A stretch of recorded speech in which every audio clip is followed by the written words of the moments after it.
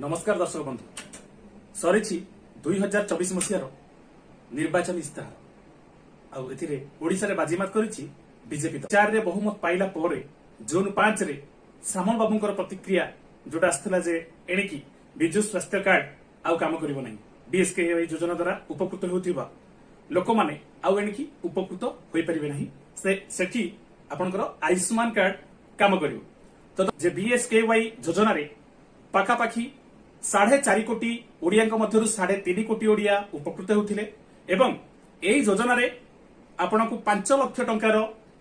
Health insurance प्रदान कर 15 अगस्त 2018 मसीह introduce करथिले नवीन पटनायक हमर प्रिय मुख्यमंत्री। तो एहा पर मोदी द्वारा आस्थिला आयुष्मान योजना 23 सेप्टेम्बर 2018 रे आसीथिला आपनकर आयुष्मान योजना 3.5 कोटी ओडिया निश्चित भाव में ए जो फायदा वंचित हेबे से पर्यंत रहउछि।